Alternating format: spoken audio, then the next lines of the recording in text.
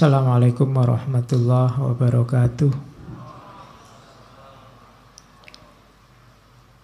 Bismillahirrahmanirrahim. Alhamdulillahi rabbil alamin. Wa bihi nasta'inu ala umurid dunya waddin. Allahumma sholli wa sallim wa barik ala habibina wa syafi'ina Sayyidina wa maulana Muhammadin wa ala alihi wa ashabihi wa man tabi'ahum bi ihsanin ila yaumiddin. Bismillah. Mari kita lanjutkan ngaji kita malam hari ini. Meskipun sambil gerimis-gerimis, hujan-hujan, suasananya agak romantis. Ya, nikmatilah suasana ini. Mungkin besok 10-20 tahun yang akan datang, ketika kalian sukses entah di mana, kamu merindukan suasana ngaji semacam ini. Yang kamu rindukan bukan apa-apa. Mungkin besok kamu sudah urusanmu macam-macam dan kamu rindu dirimu yang sekarang, yang meskipun hujan-hujan rela datang untuk dapat tambahan wawasan ilmu. Mungkin besok kamu tidak banyak waktu lagi untuk ikut-ikut ngaji semacam ini. Mungkin saya sudah tua banget, jadi ngajinya wis tidak kuat 2 jam, setengah jam. Sudah beda suasananya.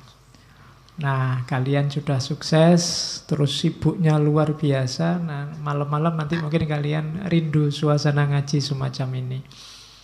Maka sebelum besok rindu, nikmatilah. Kalau bahasanya Marcus Aurelius kemarin, rayakanlah setiap detik hidupmu. Kalau bahasanya agama, ya lo syukurilah. Allah masih memberimu kenikmatan untuk bisa merasakan manisnya ilmu, sehingga kamu rela berhujan-hujan malam-malam datang untuk ngaji, meskipun hanya dapat segelas teh, segelas kopi. Oke, malam ini saya lanjutkan ngaji filsafat kita di tema para raja. Minggu lalu sudah Markus, malam ini kita ketemu dari dunia Islam, tokoh yang sebenarnya mungkin saya nggak perlu mengangkat beliau karena pasti kalian sudah kenal. Umar bin Abdul Aziz. Saya sering bilang bahwa orang baik itu bukan orang yang tiap hari ngomong kebaikan atau menceramahkan kebaikan, tapi orang yang menjalankan kebaikan. Dan malam ini saya bawa orang baik itu ke ngaji kita. Kalian tidak perlu mencari konsep-konsep filosofis apa yang berasal dari beliau. Cukup kalian baca hidupnya, kalian kaji perjalanan hidupnya Umar bin Abdul Aziz, kalian sudah dapat banyak pelajaran, banyak filosofi. Dari tindakannya, kepribadiannya, kebijakan-kebijakannya, ya termasuk kata-kata fatwanya sebagai seorang raja, seorang sultan, seorang khalifah. Umar bin Abdul Aziz ini sangat terkenal. Tidak ada umat Islam yang tidak kenal beliau. Dikenal sebagai Umar kedua gelarnya. Meskipun beliau jadi raja tidak lama, hanya 2 tahun sekian bulan, sekitar 9 bulan. Tidak ada satu periode presiden. Presiden itu kan 5 tahun. Ini cuma 2 tahun, 9 bulan, bisa menciptakan dunia yang kalau bahasa Jawa gemah ripah loh jinawit, Toto Tentrem Kertoraharjo. Hanya dalam waktu 2 tahun 9 bulan. Dan beliau meninggalnya masih sangat muda. Dalam usia beliau lahir 682 dan meninggal 720. Sekitar 38 tahun. Bayangkan hidup yang 38 tahun saja.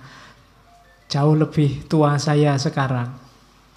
Itu iso sukses jadi tokoh paling besar dalam sejarah kekhalifahan Islam. Jadi kalian tidak usah tanya umur. Jadi orang baik, jadi orang berguna, jadi orang yang bermanfaat itu tidak usah nunggu besok, tidak usah nanya umur. Kalau kamu nunggu besok, mungkin tidak terjadi. Coba teman-teman baca ya sejarah tokoh-tokoh besar itu. Misalnya kalau kalian mengidolakan Soekarno, Soekarno itu seumuran kalian sudah ngapain?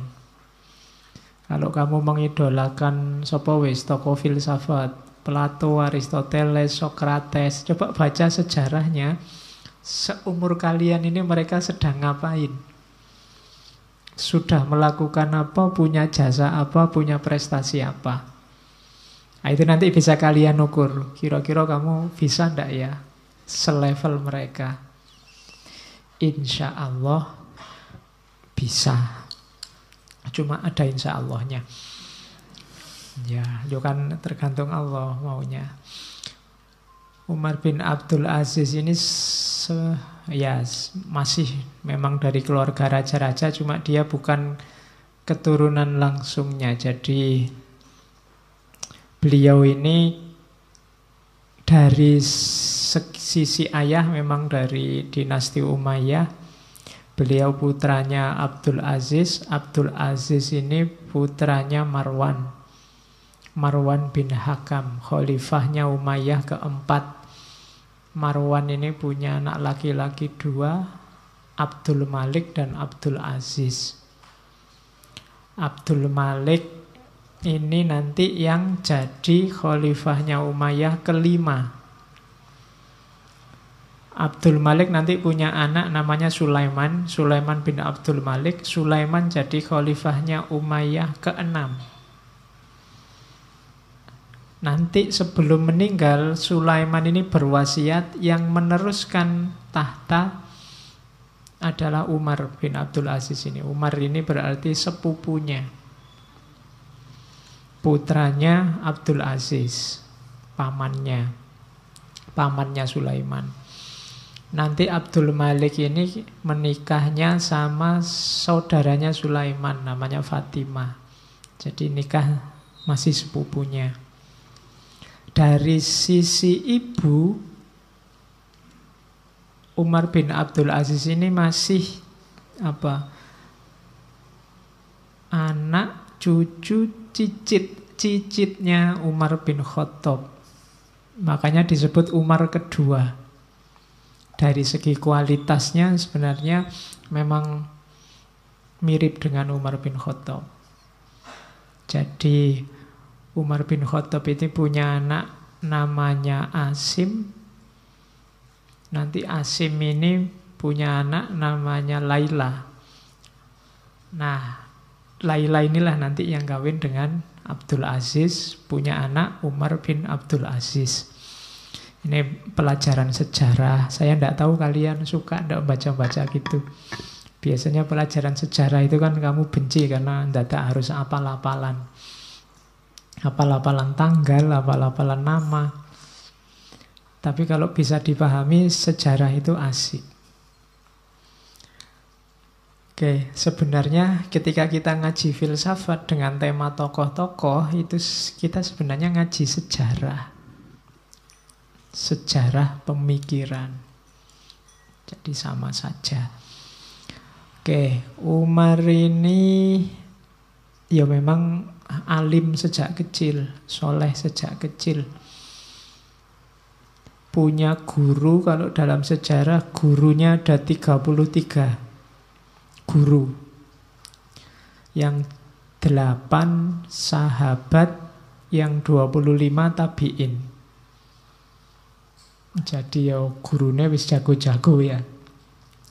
Kalau kalian kan gurumu mungkin banyak, tapi kan ya kalau dibandingkan 33 yang 8 sahabat, yang 25 tabi'in ya minta ampun pasti ya. Jadi enggak level kita mungkin dari sisi gurunya. Hafal Quran sejak kecil. Para ulama zaman dulu itu kan hafal Quran bukan sesuatu yang luar biasa. Dan Umar bin Abdul Aziz sejak kecil sudah hafal Quran. Kemudian waktu jadi khalifah beliau ya usianya sekitar berapa? 36-an tahun. Masih sangat muda. Kalau hari ini di Indonesia masih bisa daftar CPNS. Ya. Oke. Sekarang kita kaji ya. Saya bilang tadi kita ndak akan belajar dari kitab apa yang dikarang oleh Umar. Kita lihat sejarahnya Umar bin Abdul Aziz sendiri, itu sejarah yang sangat layak untuk diteladani. Banyak ilmunya. Jadi kayak Nabi itu kan Quran berjalan. Nah, Umar bin Abdul Aziz ini adalah khalifah idola, khalifah benchmarknya khalifah. Kemarin saya baca di internet itu ada yang bikin tulisan bahwa salah satu calon presiden itu mirip Umar bin Abdul Aziz. Ya ndak apa-apa tuh orang pengen kayak gitu kok. Ya meskipun kamu tanya apa ya. Nanti kamu baca ya, setelah kita belajar Umar bin Abdul Aziz ini kira-kira apa ya ada calon presiden kita yang kayak beliau. Oke, bismillah kita mulai. Ini namanya, gelarnya ya.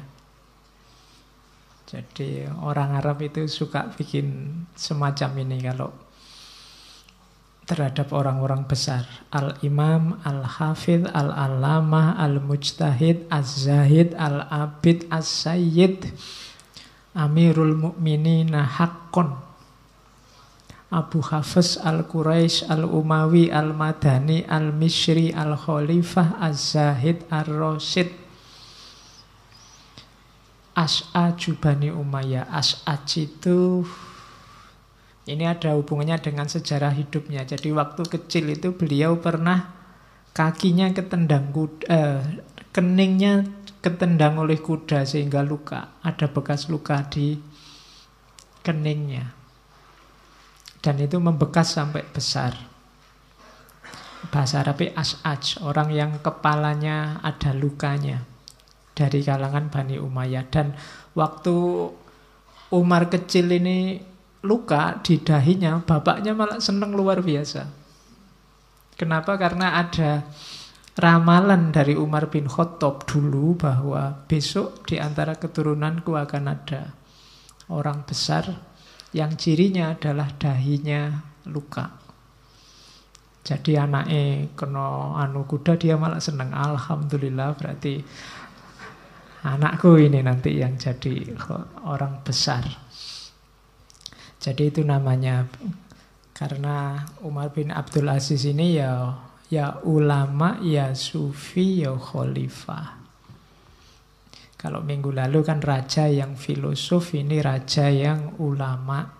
Sebenarnya sama, filosof bahasa Yunani, ulama bahasa Islam. Dua-duanya menunjukkan bahwa seorang raja itu butuh yang berilmu. Pemimpin itu butuh yang wawasannya luas, jangan sempit. Maka akan sukses.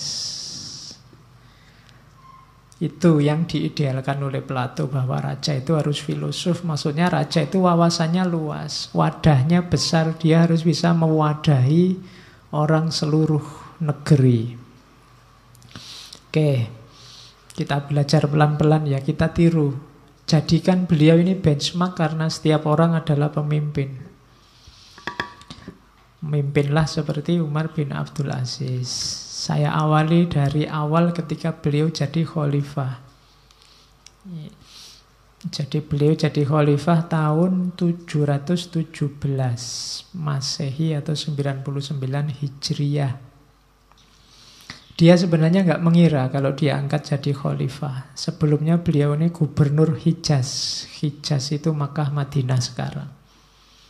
Tapi tiba-tiba Khalifah Sulaiman wafat, terus meninggalkan surat wasiat bahwa Umar lah yang harus menggantikannya jadi khalifah. Ini harusnya senang, karena sejarah sebelumnya malah orang bunuh-bunuhan untuk jadi khalifah. Tapi Umar bin Khattab begitu jadi khalifah dia sumpek, sedih, tidak mau. Terus dia kan saat itu umat Islam menunggu di masjid pengumuman siapa khalifahnya. Begitu diumumkan bahwa penerusnya Umar bin Abdul Aziz, semuanya senang, kecuali Umar sendiri.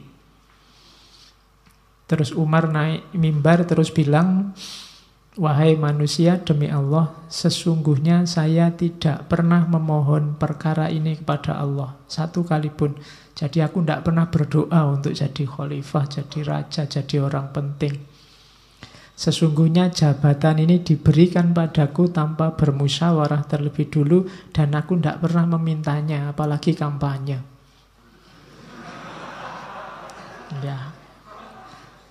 Ya itu bahasa sekarang, mencalonkan diri saja aku ndak. Kok bisa jadi? Maka terus dia bilang, sesungguhnya aku mencabut baiat yang ada di lehermu dan pilihlah siapa yang kalian kehendaki. Jadi ini kalau bahasa modern mungkin sebenarnya Umar maunya kita demokratis sajalah. Siapa yang kalian inginkan. Ini tadi kan saya diangkat khalifah ini kan karena wasiat. Mungkin karena masih keluarga juga. Nah, jadi kalau bahasa sekarang mungkin inginnya demokrasi. Yuk, sudahlah, nggak usah terikat oleh baiat-baiat tadi. Saya juga tidak ingin jadi khalifah sebenarnya. Tapi terus orang-orang tetap kukuh bahwa yang harus jadi khalifah Umar bin Abdul Aziz. Ceritanya saat itu terus Umar terduduk, lesu, terus nangis. Alangkah besarnya ujian Allah kepadaku. Jadi dapat jabatan itu malah nangis. Tidak sujud syukur loh ya. Karena ini musibah. Jangan dikira sederhana. Kalian jadi dapat jabatan apapun itu amanat. Jadi bebanmu double, tidak kayak yang dipimpin. Karena kalian yang mimpin. Jadi tidak ringan. Makanya Umar bin Abdul Aziz nangis. Kabarnya dia galau sampai pulang ke rumah, sampai istrinya bingung. Terus harus menghibur beliau. Jadi yang pertama, karakter seorang sultan ideal, pemimpin ideal adalah tidak berambisi. Jadi tidak pakai mencalon-calonkan diri, tidak pakai kampanye-kampanye, karena jadi pimpinan bukan tujuannya. Ini cerita terkenal sekali dari Umar bin Abdul Aziz, bahwa aku sebenarnya tidak mimpi dan tidak berdoa untuk jadi khalifah. Ketika jadi khalifah dia merasa itu beban yang sangat berat. Pelajaran pertama itu, jangan pernah mimpi jadi pemimpin, bercita-cita untuk jadi orang paling tinggi. Tapi kalau Allah menghendaki, kalau masyarakat tahu kualitasmu, kamu akan dinaikkan sendiri oleh mereka. Itu pelajaran dari Umar bin Abdul Aziz. Setelah diangkat, ini saya ambil yang awal dulu ya, dari sejarah kekhalifahannya. Beliau mendatangi sufi besar, ulama besar saat itu, yaitu Hasan Basri. yang mungkin kemarin kalian kenal waktu kita ngaji Robiah, ngaji-ngaji sufi. Ini kan salah satu sufi yang terkenal dengan konsep khauf dan rojaknya. Setelah terpilih jadi khalifah, yang didatangi awal adalah Hasan Basri untuk minta nasihat. Jadi minta nasihat pada ulama. Dia yang mendatangi Hasan Basri, bukan Hasan Basri dipanggil ke istana. Ya sowan. Ya karena itu nasihatnya Hasan Basri. Di antara jawabannya Hasan Basri, ketahuilah Amirul Mukminin bahwa Allah menjadikan kepala negara yang adil itu untuk meluruskan segala yang miring, membetulkan yang bengkok, memperbaiki yang rusak, menguatkan yang lemah, membela yang teraniaya, dan menolong semua orang yang terlantar. Ini harus ada di kepalanya khalifah pertama-tama. Jadi fungsi pemelihara. Jangan sampai ada yang bengkok, jangan sampai ada yang miring, jangan sampai ada yang rusak. Harus menguatkan yang lemah, membela yang teraniaya, menolong yang terlantar. Yang kedua, ini panjang, saya potong beberapa saja. Kalian bisa cari sendiri banyak di kitab-kitab. Kepala negara yang adil itu laksana seorang gembala yang berhati sayang pada binatang gembalaannya. Dia adalah kawan yang mengantarkan gembalaan ke tempat yang lebih baik, menjauhkan dari tempat yang berbahaya, menjaga dari gangguan binatang buas, dan memelihara dari panas dan dingin. Jadi pemimpin itu, kalau bahasa Jawa, tugasnya momong. Jadi harus bisa momong. Momong itu bisa menampung, bisa menerima, kemudian nuntun dan mengarahkan. Siapa yang dipimpin? Jadi yang pertama dinasehati, pemimpin yang adil perhatikan orang-orang lemah. Yang kedua, pemimpin yang adil harus bisa ngomong. Yang ketiga, pemimpin yang adil adalah pelindung anak yatim, bendaharawan bagi kaum fakir miskin. Bendaharawan itu maksudnya kalau ada orang fakir miskin, negara yang ngopeni, mendidik, mengasuh mereka saat kecil dan menjadi pelindungnya di saat besar. Jadi kayak di undang-undang kita itu loh, fakir miskin dan anak-anak terlantar dipelihara oleh negara. Dipelihara itu maksudnya diopeni, diangkat dari kemiskinannya, bukan berarti dipelihara dibiarkan aja biar banyak. Karena kalimatnya kan dipelihara kamu, berarti dipelihara, makanya umat miskin itu ndak habis-habis, Pak. Kenapa dipelihara oleh negara, Pak? Oke, ndak, maksudnya dipelihara oleh negara itu diopeni basa Jawane. Jadi mungkin itu dulu terjemahan langsung dari bahasa Jawa, jadi diopeni jadi dipelihara. Karena kadang-kadang kita menerjemah ngomong itu kan yang Jawa kan dari Jawa langsung diindonesiakan. Kayak tadi saya baca skripsi itu kalimatnya kan kelihatan orang Jawa. Jadi setiap pagi masyarakat pada pergi ke masjid. No kalimat kok pada pergi ke masjid itu. Maksudnya bahasa Jawa, saben esuk wong-wong padha mangkat ning masjid. Jadi akhirnya kalimatnya jadi pada pergi ke masjid. Itu kan bingung kita yang ndak Jawa mesti bingung kok ada pada pergi ke masjid itu. Padha mangkat ning masjid maksudnya. Itu bahasa Indonesia sama kayak dipelihara oleh negara tadi. Oke, jadi nasihatnya Hasan Basri, pemimpin yang adil, perhatikan orang-orang lemah, harus bisa ngomong, perhatikan orang miskin dan anak yatim.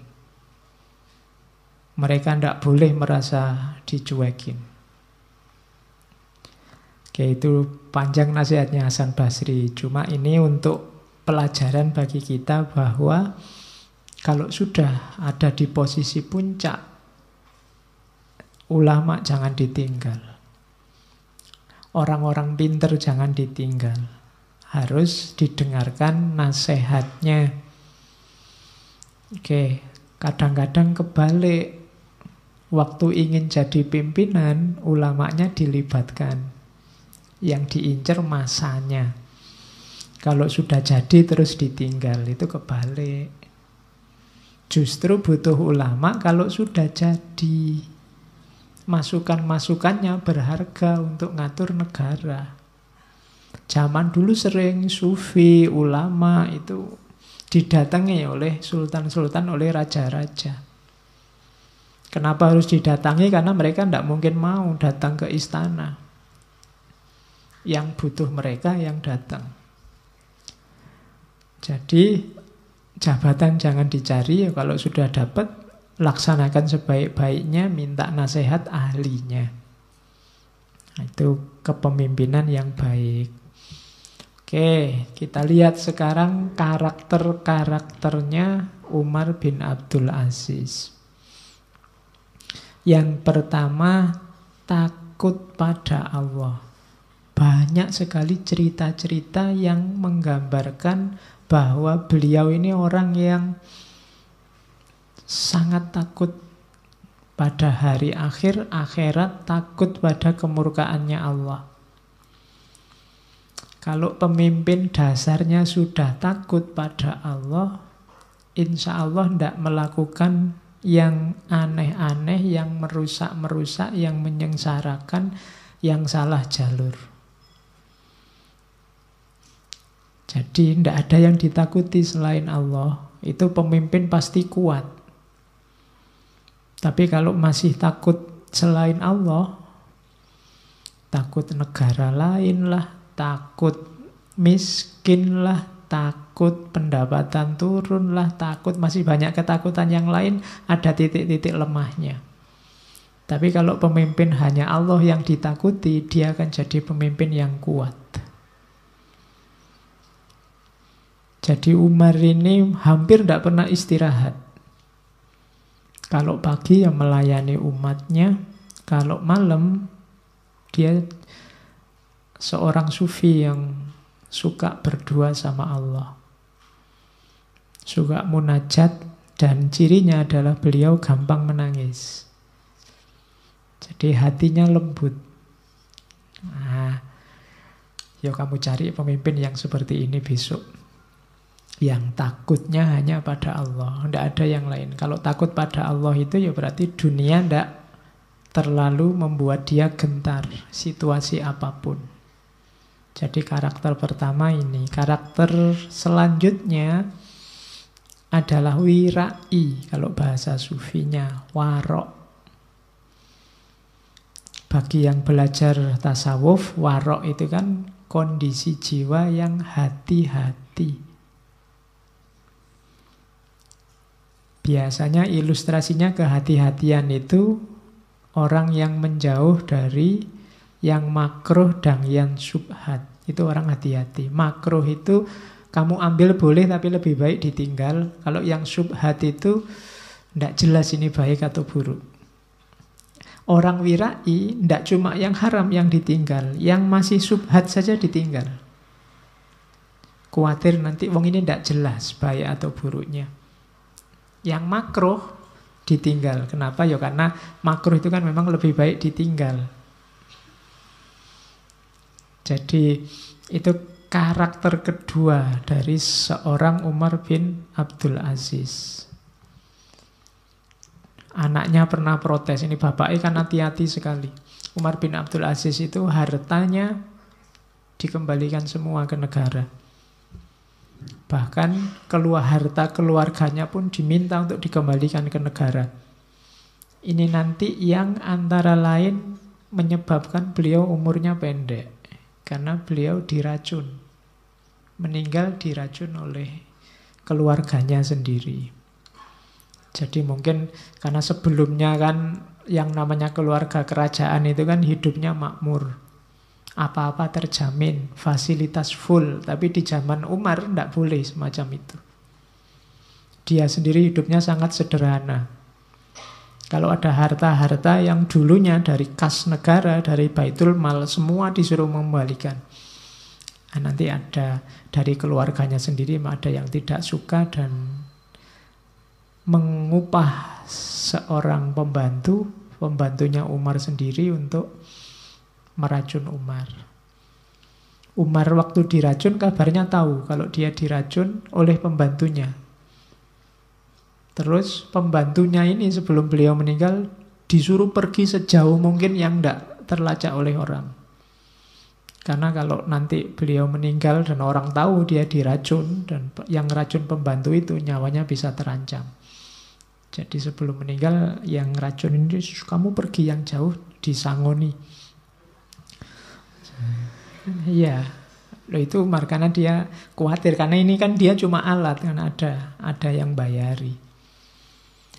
Oke, di situ juga ada cerita wirainya dia, misalnya yang paling terkenal kan cerita tentang lampu. Beliau itu kalau kerja, kalau urusan negara ya pakai lampunya negara tidak apa-apa, tapi begitu ganti urusan pribadi ya lampunya ganti, yang lampu pribadi. Jadi meskipun di ruangan yang sama, jadi dia tidak mau, itu namanya wirai, hati-hati. Makanya anaknya protes, karena kok makannya kok kita ini raja, makannya kasar terus, lebih enak teman-temannya. Anaknya kan protes. Terus Umar bilang, anakku, apa kamu senang makan makanan lezat tapi besok bapakmu masuk neraka? Ini perlu dijadikan kata mutiara untuk yang berniat korupsi. Ya, mikirnya jangan cuma sekarang kalau mau korupsi. Ya sekarang enak-enak, lezat-lezat, hidup nikmat, tapi besok masuk neraka. Dan jangan salah, akhirat itu lebih abadi, lebih panjang. Kalau orang cerdas mesti tidak milih itu. Oke, bahkan beliau suatu ketika ada cerita pingin apel. Terus ada keluarganya, pingin apel kok enggak ngomong-ngomong, dibeliin apel keranjang itu, tapi disuruh ambil lagi. Ya terima kasih sudah dibelikan, bawa pulang lagi aja, enggak apa-apa. Nah, terus ada yang tanya, wahai Amirul Mukminin, dikasih hadiah kan enggak apa-apa. Nabi dulu juga menerima hadiah. Jawabannya Umar, ya hadiah kalau zaman Nabi dulu memang hadiah. Orang berterima kasih atas segala yang diberikan oleh Rasulullah. Tapi kalau orang ngasih hadiah saya, itu bukan hadiah, pasti suap. Besok kalau dia butuh apa-apa, ini mesti diungkit lagi. Ini mesti disinggung-singgung lagi. Aku nolaknya ya susah, karena sudah terlanjur nerima. Seandainya ini tak terima, maka ndaklah. Itu namanya warok, wirai. Jadi yang meragukan saja tidak, yang makruh saja tidak. Makruh itu kan lebih baik tidak. Makanya di tempat saya di Maguwo itu dulu ada pusat perbelanjaan namanya Makro. Sekarang ganti Lotemat. Ya. Kenapa Makro kok tutup? Karena tidak laku. Kenapa tidak laku? Namanya makruh. Coba namanya jangan makruh, sunnah apa wajib itu. Mesti banyak yang datang. Oke, itu juga banyak. Sebenarnya banyak cerita-ceritanya, saya ambil beberapa ya. Suatu ketika dia pingin air panas. Terus pelayannya masak di dapur umum. Dapur umum kan ya miliknya negara. Nah, terus begitu Umar tahu, loh ini wong saya yang butuh kok, bukan negara yang butuh kok, masaknya pakai fasilitas negara. Akhirnya coba dihitung tadi kayunya berapa yang dipakai. Setiap kayu terus dibayar oleh dia, dihitung.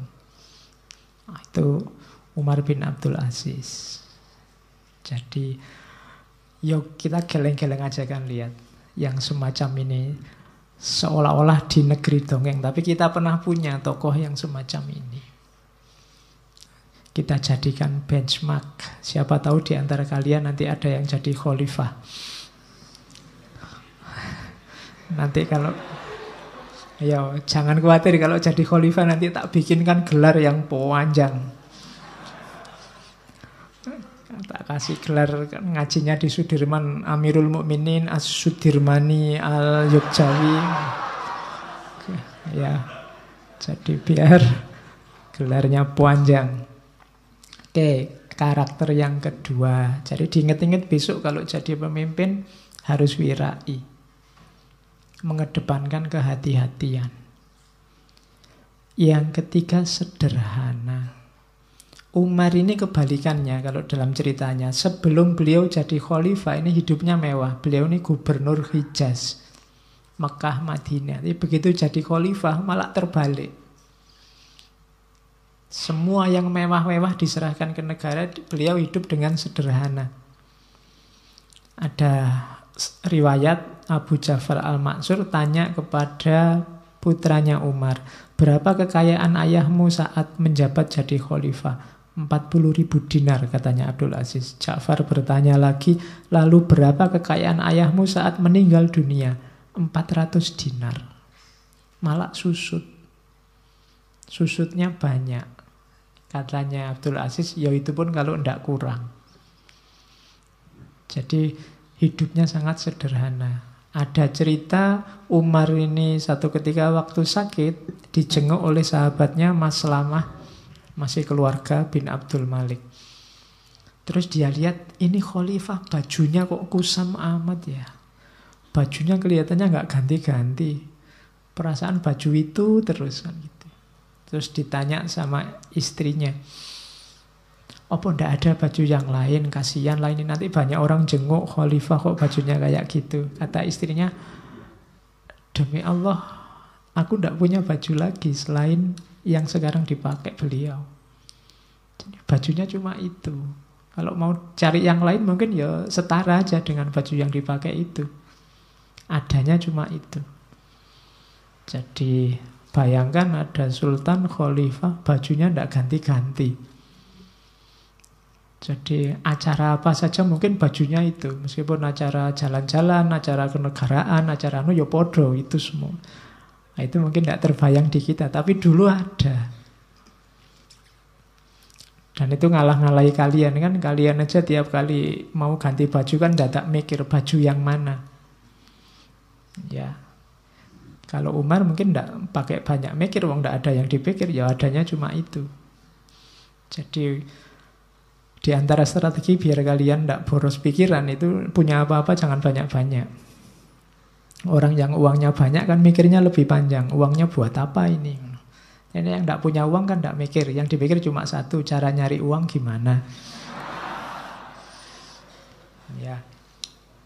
Jadi beliau ini sederhana.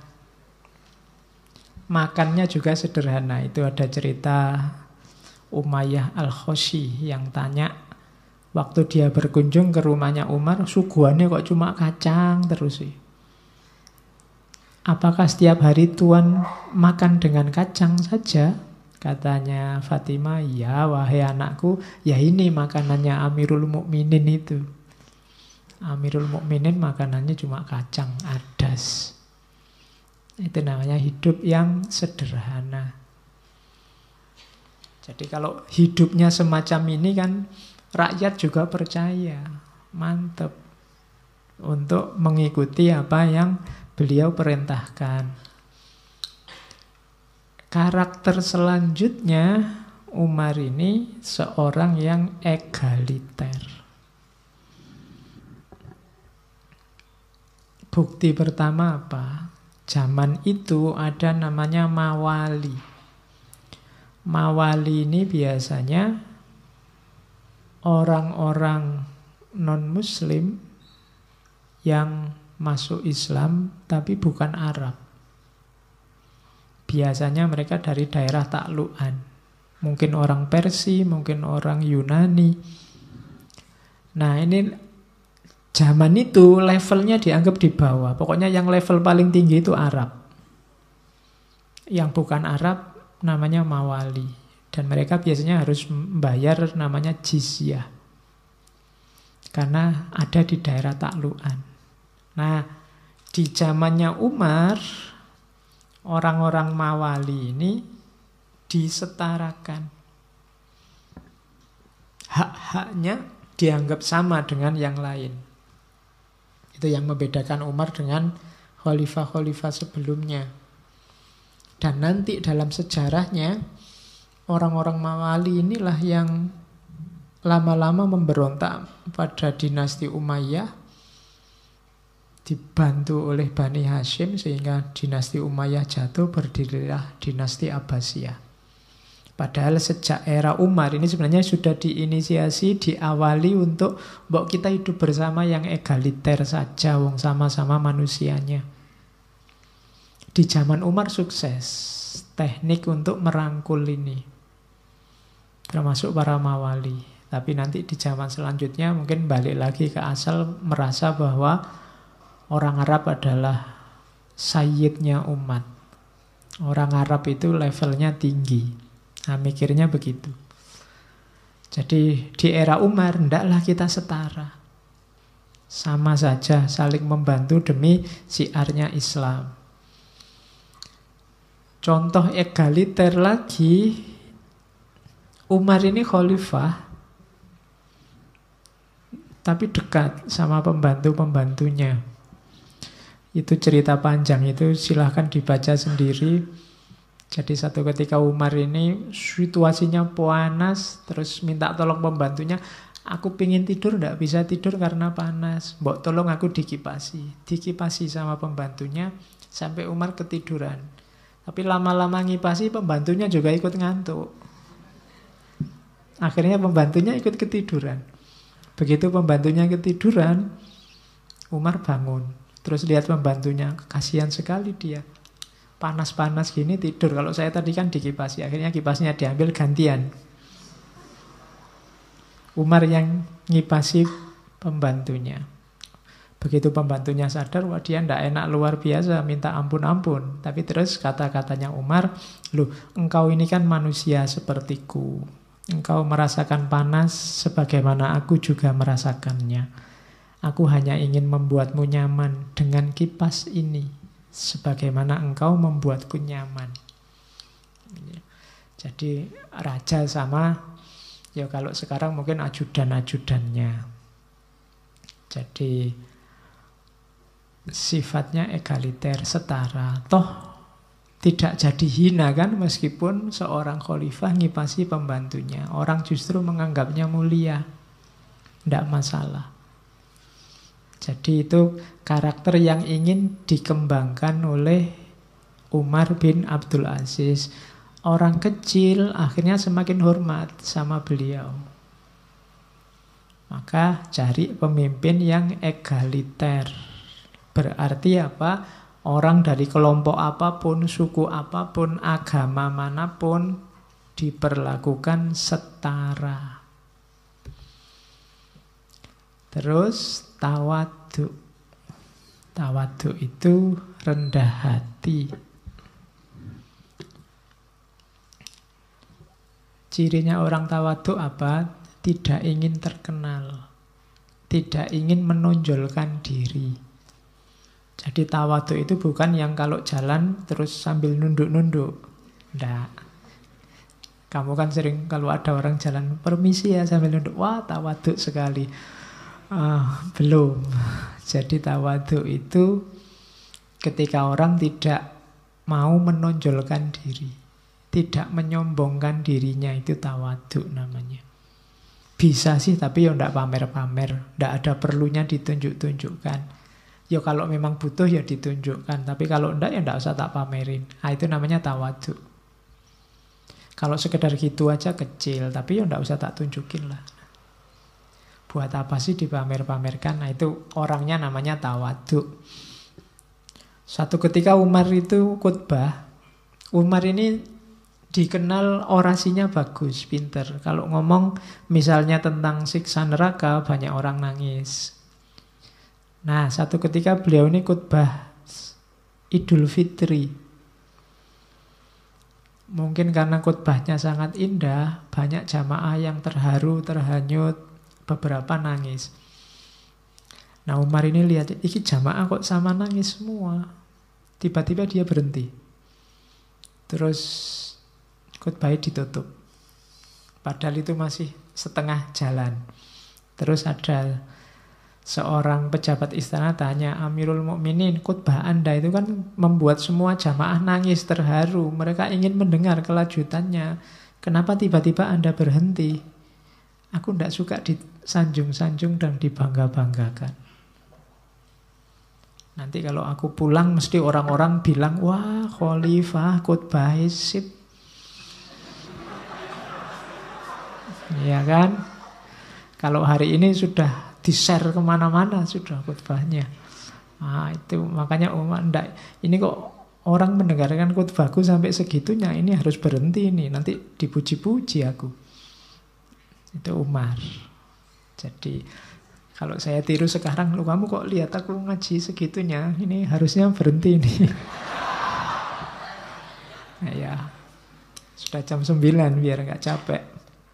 Oke, jadi rakyatnya sangat cinta pada Umar sampai ada yang satu ketika, Umar, saya akan berusaha besok kalau engkau meninggal, akan kita usahakan dimakamkan dekat makam Rasulullah. Tapi Umar menjawab, enggak. Demi Allah, menghadap Allah dengan seluruh dosaku selain kemusyrikan lebih aku sukai daripada menganggap diriku layak mendapat penghormatan seperti itu. Enggak lah, enggak usah sampai segitunya lah. Kalau bahasa hari ini enggak usah lebay. Aku enggak semulia itu. Jadi aku tidak layak dapat kehormatan sebesar itu. Mending aku menghadap Allah dengan dosa-dosaku sendiri daripada aku malu. Mungkin beliau merasa nanti aku malu disetarakan, dijejer dengan Rasulullah. Itu namanya tawadhu. Jadi pemimpin yang tidak suka pamer, tidak suka menunjukkan kelihayannya, kemahirannya, kebesarannya. Jadi meskipun nggak ditunjukkan, orang juga sudah tahu kalau beliau orang besar. Terus masih karakter ininya, belum kebijaksanaan. Karakternya selanjutnya yang terkenal, beliau ini sabar, telaten. Satu ketika anaknya, ayah sampean ini kan sudah jadi khalifah, ayo kita jihad, kita basmi semua kemusyrikan, kita basmi semua kemaksiatan. Katanya Umar, sebentar, jangan tergesa-gesa anakku. Dalam Al-Quran saja Allah mencela dulu khamr 2 kali sebelum akhirnya mengharamkannya. Ya pelan-pelan, jangan langsung ditabrak dengan haram. Quran aja sebelum mengharamkan khamr dicela dulu. Maksudnya orang dipahamkan dulu bahayanya, kelirunya di mana, baru terus diharamkan. Kalau aku membawa seluruh kebenaran kepada rakyat dan mereka harus menerima seluruhnya pula, aku khawatir hal itu justru akan menimbulkan fitnah. Kayak Sunan Kalijogo, kayak Sunan Wali Songo, itu kan waktu berdakwah, ya kalau mereka mau semua kebenaran bulat-bulat dipaksakan pada umat Islam yang ada. Tapi kan enggak. Kalau dipaksa begitu mungkin rakyatnya malah lari, pelan-pelan. Biarkan mereka pinter dulu, biarkan mereka ngerti dulu, terus baru ditunjukkan halal haramnya. Itu namanya telaten, tidak kesusu, meskipun punya power untuk itu. Jadi carilah pemimpin yang telaten dan sabar. Terus, ini ada contoh. Jadi satu ketika anaknya menghadap lagi sama Umar, namanya Abdul Malik. Wahai Amirul Mukminin, sampean ini kok lambat ya? Jawaban apa yang engkau persiapkan di hadapan Allah di hari kiamat nanti seandainya Allah menanyakan padamu? Mengapa engkau melihat kesesatan tapi tidak membasminya? Dan engkau melihat sunnah tapi engkau tidak menghidupkannya di tengah masyarakat? Jawabannya Umar, semoga Allah mencurahkan rahmatnya kepadamu. Semoga Allah memberikan ganjaran atas kebaikanmu, wahai anakku. sesungguhnya kaummu melakukan perbuatan dalam agama ini sedikit demi sedikit. Jika aku melakukan pembasmian terhadap apa yang mereka lakukan, maka aku tidak merasa aman bahwa tindakanku itu akan menimbulkan bencana dan pertumpahan darah, serta mereka akan menghujatku. Demi Allah, hilangnya dunia bagiku jauh lebih ringan daripada munculnya pertumpahan darah yang disebabkan oleh tindakanku. Jadi ini menghadapi banyak aliran-aliran. Ada yang dianggap sesat, ada yang dianggap lurus, ada yang dominan, ada yang pinggiran. Anaknya tidak telaten, mbok sudah kita punya kekuasaan. Sikat saja semua yang kelihatannya maksiat, sesat. Wong kita punya tentara banyak, apa susahnya nyerbu mereka, bikin undang-undang yang melarang-larang mereka. Nah, jawabannya Umar, sebentar anakku, ya kamu orang baik sih ya, pikirannya simpel begitu. Ya kan gitu bahasa kasarnya Umar. Jadi rakyat itu macam-macam, tidak bisa sesederhana itu. Kalau tiba-tiba dipaksakan, tiba-tiba dilarang, kemungkinan bisa pertumpahan darah. Muncul fitnah yang tidak karu-karuan. Kalau cuma mengenai aku sebagai raja tidak masalah. Tapi kalau gara-gara keputusanku, tindakanku terus umat saling menumpahkan darah, aku tidak bisa. Karena Allah pasti murka dengan itu. Nah, itu yang saya sebut beliau telaten. Bukan berarti yang salah terus dibenarkan, tidak. Ya, diubah, tapi pelan-pelan. Manfaatkan jalur yang lembut, jangan jalur keras. Karena yang terjadi nanti bisa bunuh-bunuhan, pertumpahan darah sesama muslim. Mengingatkan, meluruskan iya, tapi dengan cara yang baik, pelan-pelan. Nah, itu cari pemimpin yang model begini, yang berkarakter ini, adil. Kalau ini saya tidak perlu cerita, semua orang yakin bahwa beliau ini orang yang adil.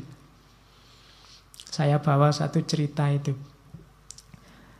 Jadi satu ketika khalifah ini ke Mekah untuk pokoknya kalau bahasa sekarang belusuan. Ya, belusuan ke Mekah. Terus nyari ada masalah apa, kalau ada masalah diselesaikan. Terus mau pulang lagi ke Damaskus. Dinasti Umayyah ibu kotanya di Damaskus. Damaskus itu, ya kalau sekarang Suriah yang hancur itu. Dulu orang menyebutnya Syam. Sebelum Islam datang, ini ibu kotanya Romawi Timur. Jadi Dimaski, Damaskus, Damsyik nama yang sama, atau Syam, atau sekarang jadinya Suriah. Nah, Umar satu ketika dari Mekah ingin pulang, tiba-tiba ada orang datang, seorang warga. Orang ini bilang, aku sebenarnya dianiaya orang, tapi aku tidak sanggup cerita. Umar malah penasaran, kok apa sih maksudnya? Setelah dikejar-kejar, oh ternyata orang ini dizolimi oleh penguasa setempat. Hartanya dirampas, tapi kemudian dia dipaksa, kamu harus bersumpah tidak memperkarakan hal ini. Ya kalau bahasa sekarang, kamu harus bersumpah tidak lapor polisi. Bahasanya gitu. Tapi hartanya dirampas oleh penguasa. Tapi dia tidak tahan, terus begitu lihat kok ada Umar yang belusuan, terus didatangi. Begitu diceritain, Umar langsung datang ke rumahnya penguasa itu. Kok ya kebetulan penguasanya sedang sholat, pejabat daerahnya sedang sholat. Sholatnya lama dikusuk-kusukkan. Nah, begitu selesai sholat, terus dia tergopoh-gopoh menemui Umar. Dibentak sama Umar, jangan tipu aku dengan kekusukanmu. Ya, itu bahasanya Umar gitu. Ayo, kembalikan harta orang ini yang pernah kamu ambil dan minta maaf sebagai gantinya. Jadi sudahlah, tidak usah gaya kusuk, urusanmu sekarang pokoknya balik kan gitu nek bahasa Jawa. Kembalikan harta orang ini yang kamu zolimi.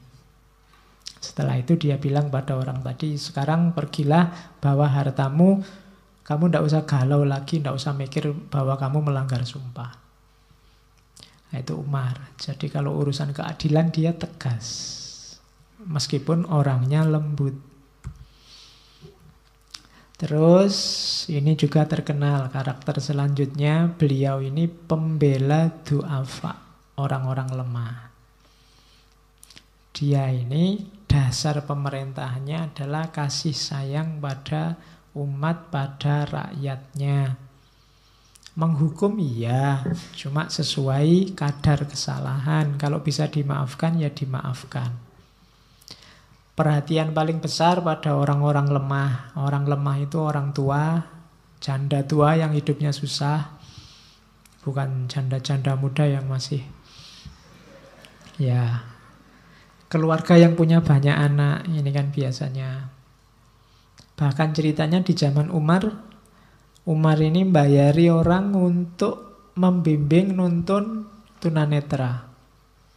Jadi kalau ada tunanetra itu tidak ada tunanetra yang jalan sendirian di pinggir-pinggir jalan sambil membawa tongkat. Tidak ada. Zaman Umar ada yang selalu mendampingi karena dan mereka ini dibayari negara. Itu zaman Umar bin Abdul Aziz. Terus setiap kali ada peperangan mau diwanti-wanti jangan sampai menyakiti, membunuh wanita, anak-anak, tawanan dan seterusnya. Ini sudah lazim etika perangnya Islam.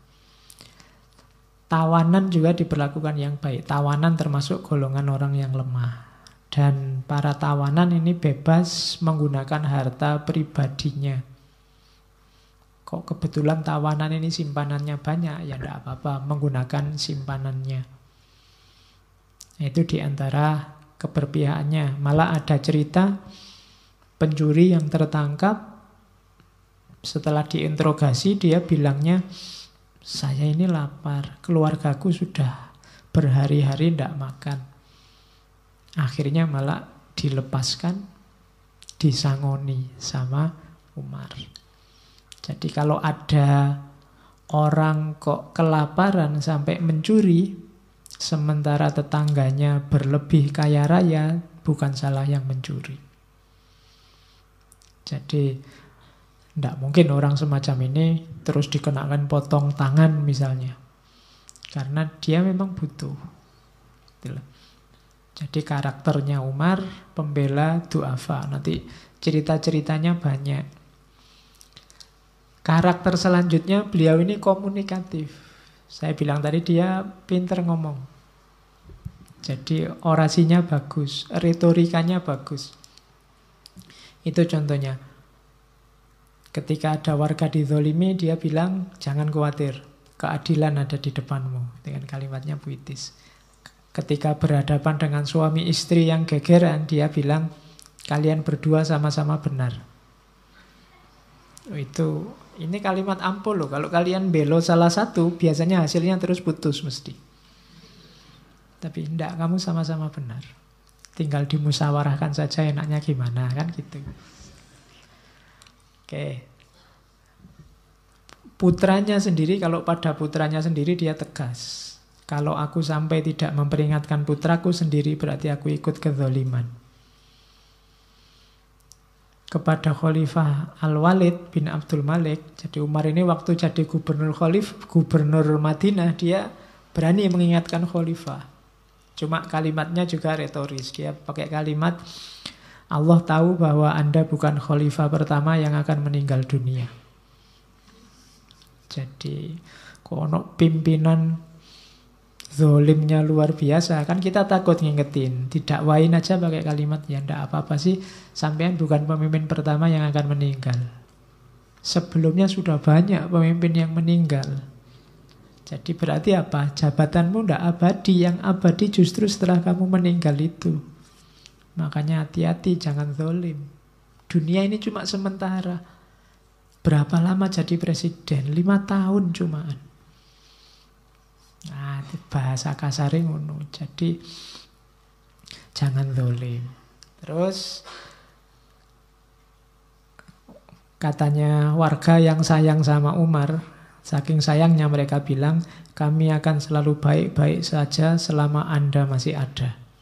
Tapi Umar jawab, salah kalimatmu. Kalian semua akan baik-baik saja selama kalian tetap bertakwa pada Allah. Karena yang jamin kamu baik-baik saja itu bukan rajamu, tapi Allah.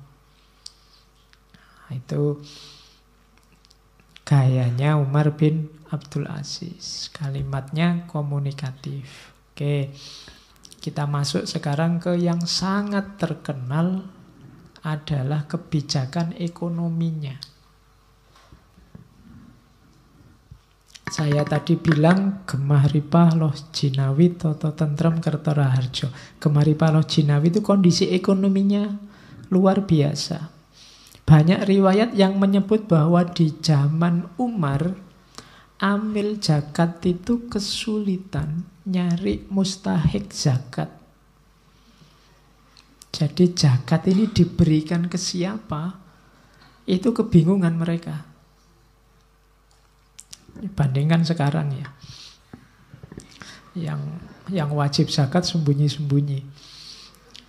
Sampai di mal-mal itu ada yang nari zakat bikin stand. Kalau zaman Umar tidak sampai seperti itu. Kesadaran masyarakatnya tinggi untuk berbagi sehingga kesejahteraan sosial naik. Ada beberapa kebijakan ekonomi yang populer dari Umar. Yang pertama misalnya gaji buruh dinaikkan setara gaji pejabat istana. Jangan dibayangkan terus jadi besar, kebalik. Karena sebelumnya gaji pejabat istananya yang diturunkan. Jadi karena gaji pejabat istananya diturunkan, yang menaikkan gaji buruh setara pejabat istana tidak berat. Karena memang di antara kebijakan awalnya Umar, pemimpin-pemimpin yang tidak kompeten, baik secara kemampuan maupun secara moral diganti semua. Jadi pemimpinnya bagus-bagus semua, orientasinya bukan nyari uang dengan jabatannya, sehingga digaji tidak sangat besar pun tidak masalah. Jadi buruh orang kecil jadi sejahtera. Semua pejabat dilarang menggunakan uang negara, uang umat untuk modal usaha pribadi. Itu kebijakan zaman itu luar biasa. Yang ketiga, ini mungkin kalau sekarang diterapkan bisa rame. Negara menanggung utang seseorang jika orang tersebut benar-benar terbukti tidak mampu membayar utang, selama hutangnya bukan untuk maksiat. Nah, ini kamu bolak-balik utang mesti kalau gitu. Belum punya rumah Pak, utang. Belum punya mobil Pak, utang. Mungkin kamu gitu dulu. Jadi ketika situasi ini bisa jalan, kalau dicermati ya sebenarnya kesuksesannya Umar bukan membuat dirinya sangat baik, tapi juga membuat masyarakat juga jadi masyarakat yang baik. Pemerintah percaya dengan rakyatnya, rakyat percaya dengan pemerintahnya, karena semuanya bisa dipercaya. Terus silahkan orang berusaha bebas, negara tidak banyak majeki, tidak mencampuri harga-harga. Tanah khoroj ini tanah rampasan perang, tidak boleh dijual, didaya gunakan saja untuk kepentingan umat Islam. Pajak petani diringankan. Terus pemerintah melakukan penghematan besar-besaran. Bahkan ada ilustrasi untuk nulis surat saja, katanya Umar, jika suratku ini tiba di tanganmu, maka pertajam pena dan perkecil tulisan. Gabungkan keperluan-keperluan yang banyak dalam satu lembar, karena kaum muslimin tidak memerlukan kata-kata yang panjang yang merugikan Baitul Mal. Jadi kalau mau nulis ya tidak usah bertele-tele basa-basi, maunya apa gitu aja. Pastikan penanya tajam, jadi nulis nggak usah ngulang-ngulang, ganti-ganti kertas. Terus ringkes keperluannya apa adanya. Itu gambaran bahwa penghematan, jangan boros. Kalau bisa hemat, mengapa harus boros? Kalau baju sedikit aja cukup, kenapa harus baju yang banyak? Kemudian juga orang-orang miskin dan terlantar, balita, yatim piatu, yang orang tuanya gugur di medan perang, dikasih tunjangan bulanan oleh negara. Nah, ini kebijakan ekonominya Umar bin Abdul Aziz. Termasuk ini yang populer, menghapus pajak untuk mu'alaf. Jadi kalau ada mu'alaf, meskipun dia kaya raya, kebijakannya Umar, pajaknya dihapuskan. Ya ini kan dalam rangka dakwah, biar banyak orang yang tertarik sama Islam. Tidak apa-apa meskipun dia kaya, tidak harus bayar pajak selama dia mu'alaf. Banyak gubernur yang keberatan. Karena di wilayah yang dia kuasai, itu banyak orang-orang semula non-muslim, dia dapat pajak besar. Sekarang mereka pindah masuk Islam. Pajaknya menyusut banyak. Terus ngirim surat pada khalifah. Misalnya itu, Abdul Hamid bin Abdurrahman. Ngirim surat, mbok yo pajak untuk mu'alaf itu tidak usah dihapus. Jawabannya Umar bin Abdul Aziz, lupakan saja usulmu yang ingin tetap menarik pajak dari mereka. Ketahuilah sesungguhnya Allah mengutus Muhammad adalah untuk mengajak manusia beralih ke Islam, bukan untuk ditariki pajak. Ya. Setiap orang kafir yang masuk Islam harus diberi bagian harta zakat dan tidak dikenakan kewajiban membayar pajak. Jadi dia dapat zakat, tidak boleh membayar pajak. Yang mewarisinya adalah keluarganya. Dan keluarganya tetap bisa dapat hak waris. Seperti halnya orang-orang Islam. Ya kalau tidak punya hak waris, warisannya jadi milik kas negara. Gubernur Mesir juga protes. Dijawab oleh Umar bin Abdul Aziz, sesungguhnya Allah mengutus Muhammad adalah sebagai Rasul yang menunjukkan manusia pada jalan yang lurus, bukan sebagai penarik pajak. Jadi untuk hal yang baik-baik semacam ini Umar tegas. Jadi demi apa? Syiarnya Islam, kejayaannya Islam. Biar orang tertarik untuk masuk ke Islam dan terus mereka tahu isinya Islam yang baik-baik. Ini contohnya ilustrasi keberhasilan kebijakan ekonomi. Jadi suatu ketika Umar bin Abdul Aziz mengirim surat pada Hamid bin Abdurrahman, gubernur Irak, agar semua gaji dan hak rutin di provinsi itu dibayar. Balasannya Abdul Hamid, saya sudah bayar semua gaji dan hak-hak, tapi Baitul Mal masih banyak uangnya. Terus Umar merintah, kalau gitu cari orang yang dililit utang, tapi tidak boros, beri dia uang untuk melunasi hutangnya. Sudah dilakukan, Abdul Hamid nulis surat lagi. Saya sudah membayarkan utang mereka, tapi Baitul Mal masih sisa banyak. Umar merintah lagi, kalau ada orang lajang yang tidak punya harta, terus dia ingin nikah. Iya, seru ya. Seneng kamu. Nikahkan dia dan bayarlah maharnya. Abdul Hamid, kamu sing jomblo-jomblo santai kalau hidup zaman itu. Abdul Hamid terus balas menyurati Umar, saya sudah menikahkan semua jomblo yang ingin nikah. Tapi uangnya juga masih sisa. Terus Umar memikirkan, kalau gitu coba cari orang yang biasa membayar jizyah dan kharaj. Ini orang-orang mawali tadi yang terpinggirkan tadi. Kalau ada yang kurang modal, beri pinjaman pada mereka agar mampu mengolah tanahnya. Dan kita tidak nuntut pengembalian, kecuali nanti kalau sudah sukses setelah 1 atau 2 tahun. Nah, itu menggambarkan betapa suksesnya beliau meskipun hanya 2 tahun sekian bulan. Mengatasi problem ekonomi negara. Oke, yang ekonomi sudah. Sekarang tentang yang ilmu dan pendidikan. Saya bilang tadi Umar ini gurunya 33, yang 8 sahabat, yang 25 tabi'in. Maka beliau sangat concern dengan dunia pendidikan. Yang pertama-tama digarap oleh Umar adalah pendidiknya, guru-gurunya. dosen-dosennya. Yang digarap apa? Keluhuran budinya. Waktu dia ngangkat seorang guru untuk anak-anaknya, alasannya apa? Kok guru ini yang dipilih? Katanya, Sahal, aku memilihmu mengajar anak-anakku karena aku sudah tahu siapa kamu dengan sebenar-benarnya. Jadi usahakan belajar ke siapa, gurunya siapa, kamu harus tahu dulu. Yang diketahui apa? Keluhuran budinya, moralnya. Itu penting. Jadi gurunya harus dijamin bermoral. Ya kalau sudah guru, kalau profesinya, profesionalitasnya kan pasti. Di bidangnya dia pinter. Tapi kalau moralnya rusak, bisa merusak anak didiknya. Maka garap dulu pendidiknya. Nyari guru yang bermoral. Guru apapun. Tidak cuma guru agama.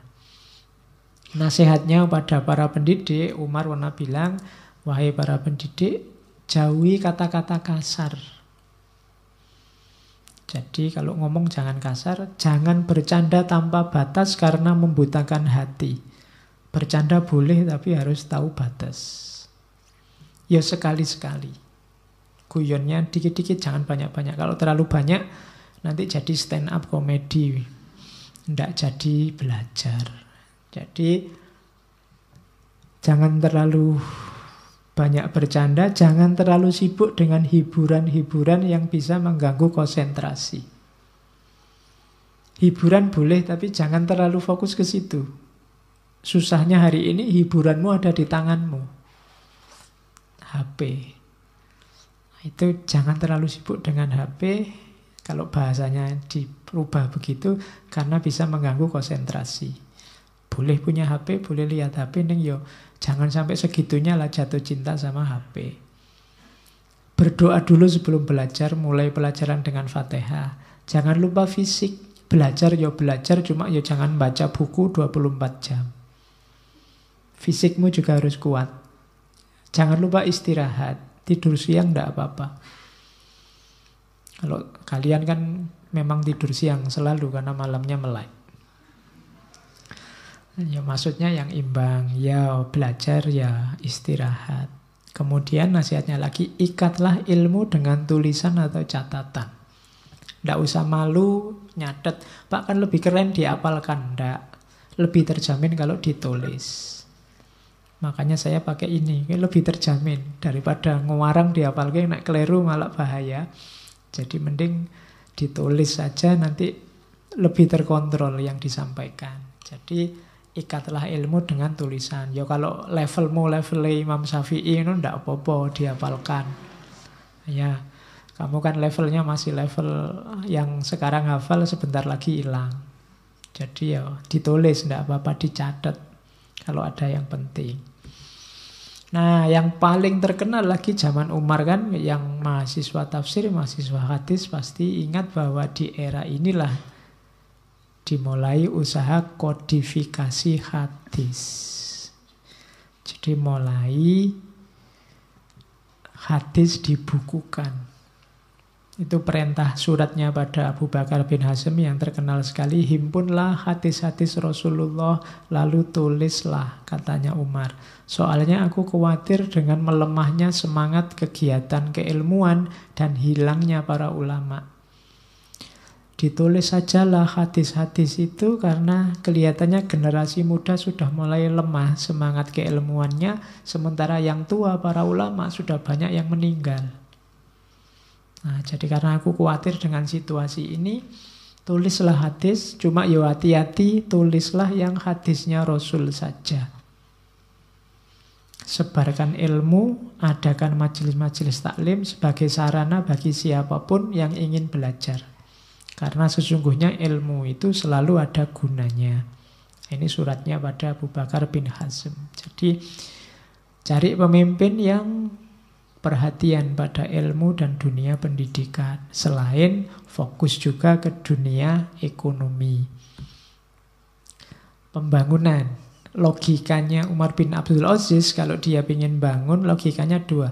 Bangun itu untuk kesejahteraan, bukan untuk kebanggaan. Jadi Kan banyak sekarang bangun yang untuk dipamerkan, manfaatnya tidak tahu. Untuk kebanggaan itu kan hanya untuk dilihat, dipamerkan, dibangga-banggakan. Nah, kalau logikanya Umar, bangun itu untuk kesejahteraan. Misalnya zaman Umar ada kedai sosial. Kedai sosial itu kayak rumah singgah yang didirikan di mana-mana. Siapa butuh, nggak harus cari hotel, bisa nginep di situ gratis. Tugasnya misalnya itu, Umar memerintahkan Sulaiman bin Abu Sari untuk ngopeni kedai sosial. Katanya Umar, kalau ada warga muslim yang mampir, jamulah ia selama sehari semalam. Beri makan pula binatang kendaraannya. Kalau zaman dulu kendaraannya kan binatang. Kalau sekarang mungkin kasih bensin motornya, mobilnya. Jika dia miskin, jamu selama 2 hari 2 malam tidak apa-apa. Kalau dia kehabisan bekal, antarkan dia ke kampung halamannya dengan cuma-cuma. Jadi zaman itu ada kedai-kedai sosial. Jadi kalau kalian mau touring, ya tidak usah nyari hotel. Di sana banyak kedai, kamu bisa nginep di situ dan dijamu ya tidak lama-lama. Semalam tidak apa-apa. Terus kamu kan paginya melanjutkan perjalanan. Atau kalau miskin 2 hari tidak apa-apa. Kalau tidak punya apa-apa, ya diantarkan aja pulang ke kampung halamannya. Kan itu gratis, tidak apa-apa. Nah, itu zaman Umar. Jadi bikin apa-apa itu pertimbangannya kesejahteraan rakyatnya. Zaman saya kecil dulu di desa-desa itu ada namanya banjar. Banjar itu bisa orang nginep di situ. Saya tidak tahu sekarang apa masih ada ya di desa-desa, banjar desa itu. Jadi tidak harus kamu nyari hotel, tidak harus meskipun backpacker, tidak apa-apa, nginep di banjar desa. Dan di kampung saya dulu masih banyak orang yang di depan rumahnya ada semacam ember dari tanah liat, tempayan, isinya air. Jadi siapapun lewat bisa ngambil air minum di situ. Sekarang mungkin tidak ada tradisi semacam itu. Kamu boleh mulai. Ya kalau uangmu banyak, aqua. Taruh depan kos-kosanmu, siapa lewat silahkan minum. Kalau enggak ya kamu masak air sendiri. Loh itu kelihatannya simpel, tapi itu sedekah. Jadi berbagi dengan orang lain. Uang cuma air putih aja kok, tidak apa-apa. Ini tradisi-tradisi yang menghilang hari ini. Oke, ini kalau menghadapi konflik.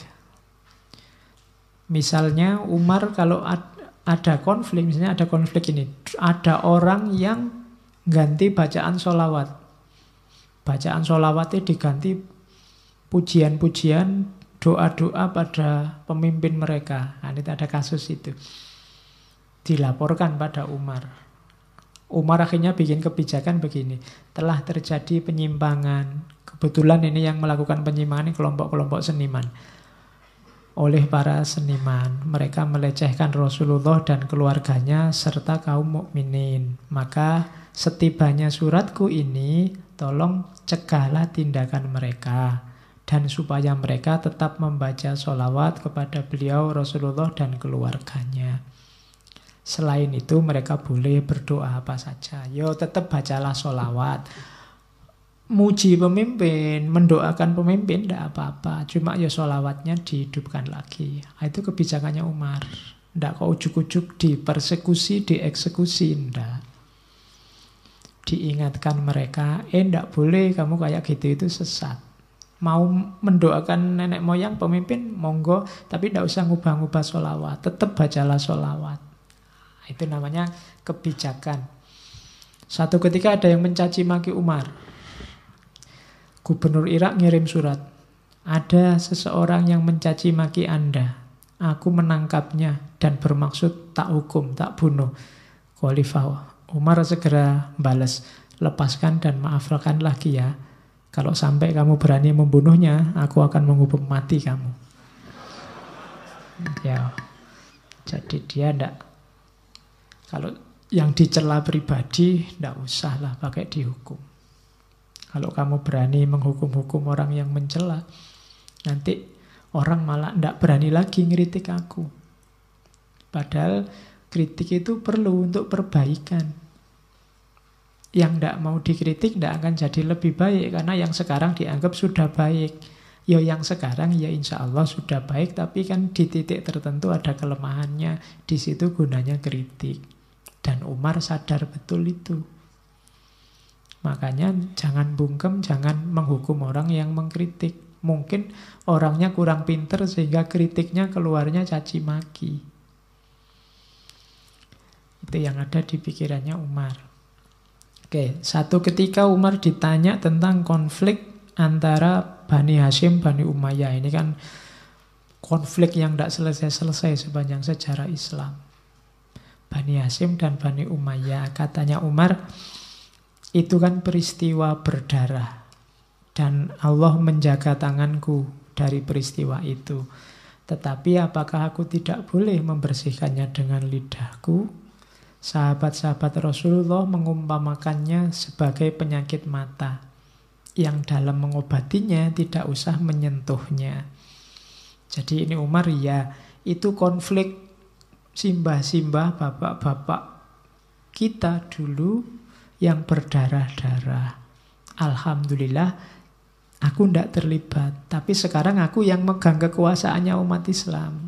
Maka aku tidak akan ikut-ikut konflik itu. Dengan kekuasaanku mungkin aku bisa meredakan konflik ini.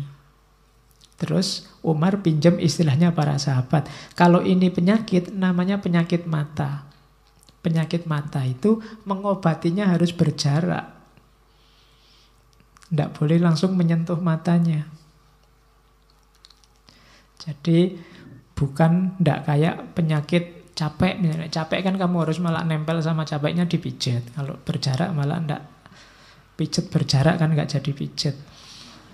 Tapi kalau sakit mata tidak boleh nempel. Jadi, nah konfliknya antar umat Islam ini kayak penyakit mata. Iya harus diselesaikan oleh yang berkepentingan, tapi kalau bisa ambil jarak. Jangan melibatkan diri. Karena begitu melibatkan diri di dalam biasanya terputar di situ. Nah itu makanya sahabat-sahabat Rasulullah mengumpamakannya seperti penyakit mata. Yang monumental dari Umar bin Abdul Aziz lagi, di zaman Umar dihentikan caci maki pada sahabat Ali bin Abi Thalib. Sebelum eranya Umar, setiap kali khutbah Jumat itu selalu diakhiri dengan maki-maki Ali. Ya biasa itu dalam rangka rivalitas Bani Umayyah, Bani Abbasiyah. Disitulah nanti oleh Umar sudahlah dihentikan budaya caci maki itu. Umar merasa bahwa tidak mungkin saya mencaci maki orang yang dijamin masuk surga, pemimpin yang dicintai Allah, dicintai Rasulnya. Jadi tradisi ini harus dihentikan. Itu yang mungkin membuat Umar tidak populer di kalangan keluarganya sendiri, Bani Umayyah. Dan itu nanti jadi awal setiap kali khutbah Jumat kan yang dibaca diganti dengan surat An-Nahl ayat 90 itu. Setiap khotib kan pasti baca itu, innallaha ya'muru bil adli wal ihsan wa ita'i dzil qurba wa yanha 'anil fahsya'i wal munkari wal baghi ya'idzukum la'allakum tadzakkarun. Karena pasti baca itu khotib. Ini sebenarnya ijtihadnya Umar untuk ganti, karena sebelumnya setiap kali khutbah selesai isinya maki-maki. Nah, jadi dimanapun ada khutbah kok isinya maki-maki, kalau bisa digantilah. Itu dalilnya mana? Manut Umar bin Abdul Aziz. Jangan ada khutbah yang isinya maki-maki. Oke. Nah, saya membawa beberapa surat karena ada beberapa kitab yang isinya surat-suratnya Umar. Saya ambil beberapa yang unik-unik, mungkin bermanfaat. Jadi satu ketika Umar ini dikomplain sama anak buahnya. Ada seorang hakim yang protes, kita ini kerjanya berat, tiap hari harus lembur, gajinya nggak seberapa, saya pingin mundur sajalah. Terus dikirimi surat oleh Umar. Kawan, bayangkanlah olehmu para penghuni neraka yang harus terus begadang karena kesakitan menahan siksa untuk selamanya. Aku yakin hal itu akan menggugah kesadaranmu dan kembali berbakti pada Allah. Jangan sampai ketakutanmu menyimpang dari jalan yang benar dan justru membuatmu kehilangan harapan dan bernasib buruk di sisinya. Kalau kamu mengeluh, kamu capek, tidak sempat tidur, dan ini jadi alasan kamu tidak serius, sehingga kamu menyimpang dari jalannya, berarti kamu besok masuk neraka. Ingatlah, di neraka kamu begadang terus. Nggak mungkin kamu di neraka sempat tidur. Jadi makanya sudahlah kerja sesuai tanggung jawab kewajibanmu secara serius. Karena tugasmu itu. Nah, itu. Ini ngirimi surat pada pejabat-pejabat yang males, yang tidak tanggung jawab. Ada lagi surat dari Gubernur Abu Bakar bin Hazm. Ini sebenarnya permohonannya masuk akal. Cuma Umar tadi kan hati-hati dan mengutamakan kesejahteraan rakyat. Jadi beliau ini minta lampu di jalan yang menuju masjid. Jalan ini kan gelap. Kalau untuk sholat isya sama sholat subuh. Sebenarnya yang dikirimi khalifah sebelumnya, Khalifah Sulaiman. Cuma ini diteruskan khalifahnya oleh Umar, ya otomatis yang harus jawab suratnya Umar. Terus dijawab oleh Umar, aku sudah membaca suratmu Ibnu Hazm, karena Khalifah Sulaiman sudah tidak ada, maka sebagai penggantinya, aku yang harus menanggapinya. Aku sudah paham permintaanmu. Tapi sejak dulu aku melihatmu biasa keluar rumah menuju masjid pada malam yang gelap gulita tanpa penerangan sama sekali. Dan aku pikir waktu itu keadaanmu sama seperti sekarang. Jadi sebaiknya lupakan saja keinginanmu itu. Sekian dan mudah-mudahan kamu selalu selamat sejahtera. Jadi bahasa kasarnya, kebutuhan negara banyak. Kalau sekedar jalan menuju masjidmu, sejak dulu aku lihat kamu ke masjid di gelap-gelapan juga tidak apa-apa toh. Jadi daripada uangnya aku boroskan untuk ini, ada yang lebih penting. Jadi lupakan saja permintaanmu itu, semoga kamu selamat. Nah itu jawabannya Umar. Ini namanya prioritas. Bukan berarti jalan itu tidak penting, tapi banyak hal lain lebih penting. Selama ini toh kamu juga lewat jalan itu, jamaah juga tetap ramai dan gak masalah. Itu jawabannya Umar. Terus ada lagi surat pada Adi bin Arthod. Ini seorang gubernur yang satu ketika dia menangkap tawanan yang mau makar. Dia minta izin, tawanan ini saya siksanya ya, biar dia ngaku. Umar balas cepat-cepat, suratmu sudah aku baca dan aku sudah paham maksudmu. Tapi aku benar-benar heran, mengapa kamu minta izin padaku untuk menyiksa makhluk Allah? Kamu pikir aku ini benteng yang bisa melindungimu dari siksanya? Jika memang ada bukti, maka tindaklah ia berdasarkan bukti yang ada. Atau jika ia mengaku, tindaklah berdasarkan pengakuannya. Tapi jika ia menyangkal dan berani bersumpah pada Allah, maka lepaskanlah ia. Sungguh bagiku lebih senang ia bertemu Allah dengan membawa kejahatannya daripada aku bertemu Allah dengan berlumuran darahnya. Jadi ngapain dadak disiksa-siksa segala? Kalau tidak mau ngaku ya sudah. Gitu loh. Mending salah melepaskan daripada salah menghukum. Karena resikonya panjang. Kalau salah menghukum, pertanggungjawabannya ke atas. Kalau ada bukti, hukum sesuai bukti itu. Kalau ada pengakuan, sesuai pengakuan. Kalau tidak ngaku, bersumpah demi Allah, tidak, ya sudah dilepaskan. Nah, itu kebijakannya Umar. Terus ada lagi, pokoknya malam ini saya kasih banyak gambaran pemimpin ideal versi dunia Islam. Satu ketika anaknya pinjam duit untuk kawin pada ayahnya, malah dimarahi sama Umar. Demi Allah, aku sudah membaca permintaanmu yang amat bodoh itu. Asal kamu tahu, masih banyak anak cucu sahabat muhajirin yang belum beristri karena ketidakmampuannya. Masih banyak jomblo-jomblo yang penasaran, tersingkirkan. Kalau mau kawin, kamu jual saja tanah keluarga, lalu uangnya kamu gunakan untuk memenuhi keperluanmu itu. Pantang bagiku mengambil harta Allah untuk kepentingan pribadi atau keluarga. Jadi anaknya sendiri mau kawin, pinjem uang negara ndak boleh, apalagi orang lain, apalagi dirinya sendiri. Mending uangnya dipakai untuk membantu menikahkan putra-putra muhajirin, putra-putra ansor yang miskin, yang sulit menikah karena nggak punya biaya. Nah, itu Umar. Oke, itu contoh surat. Baru sekarang kita lihat ada beberapa pemikiran-pemikirannya yang mungkin penting. Kurang 10 menit.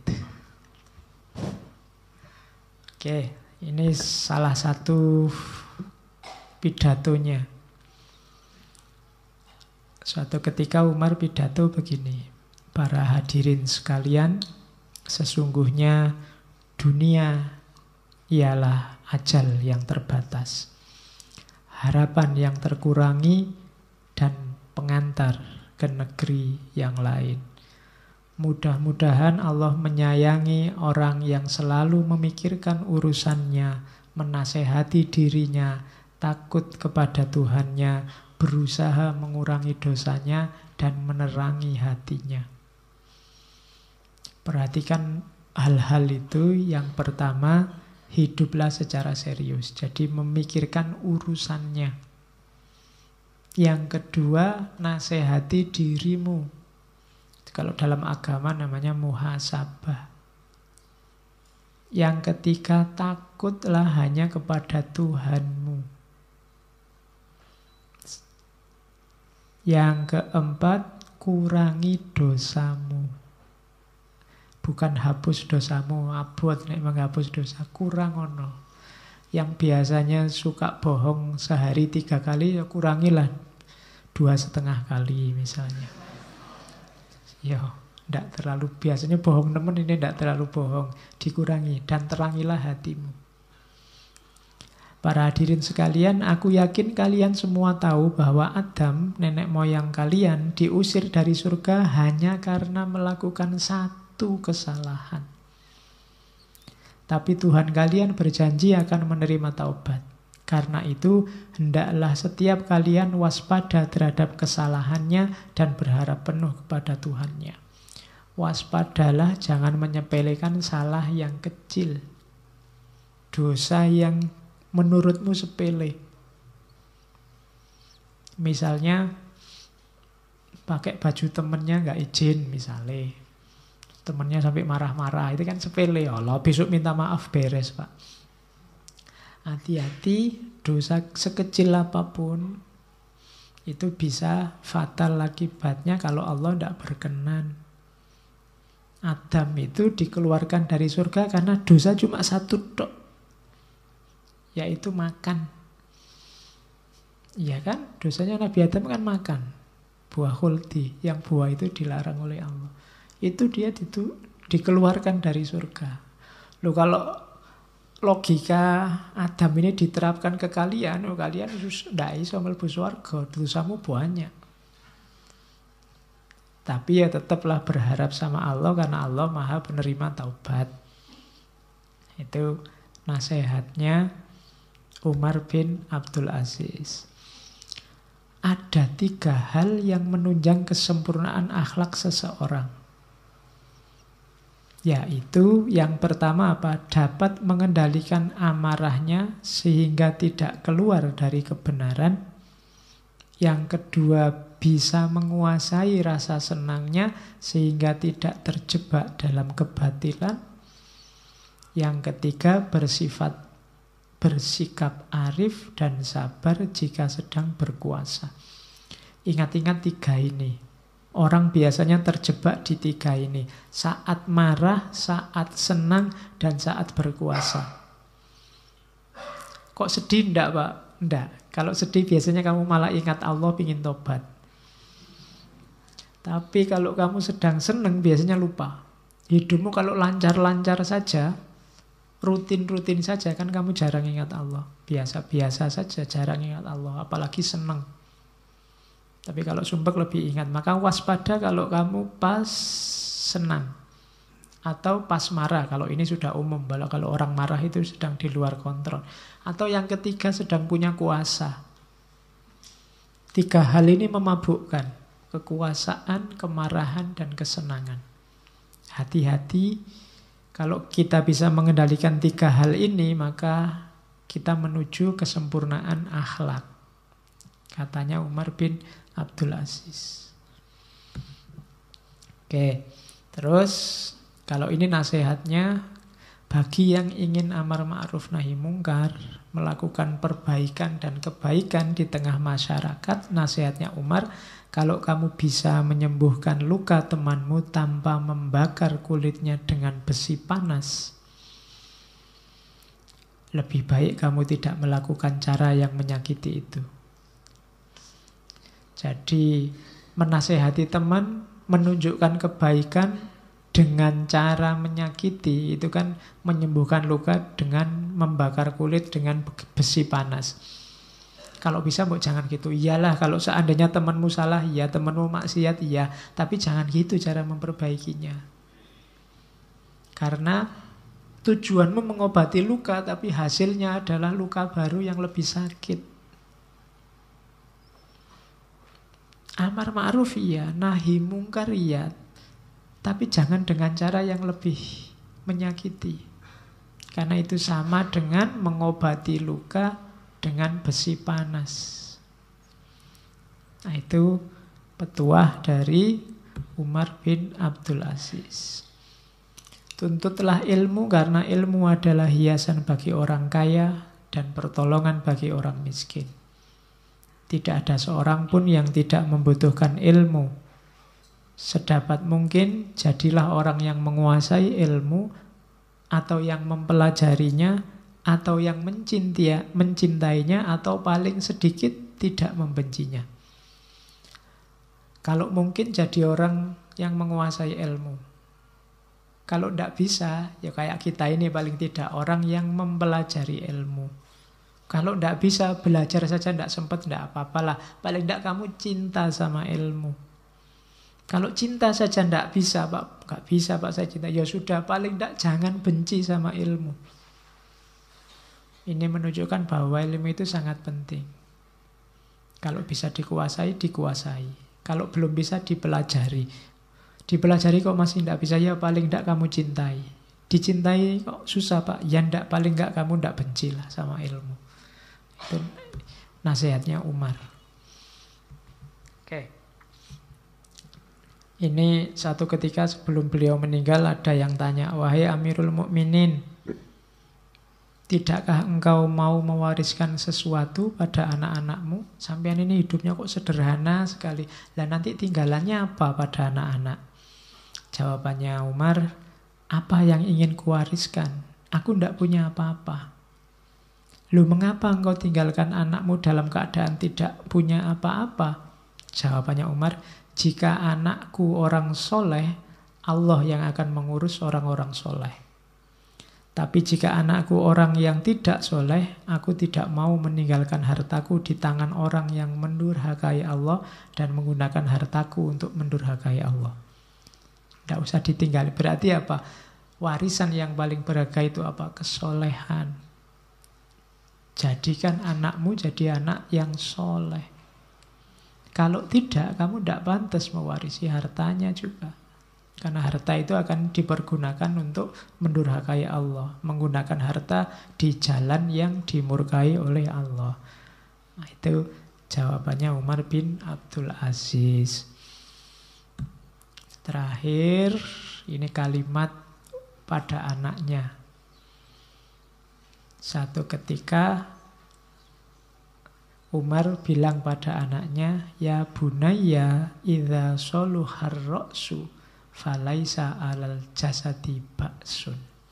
Wahai anakku, kalau isi kepala beres, maka tidak akan ada masalah terhadap jasmani, dunia nyata, jasadmu.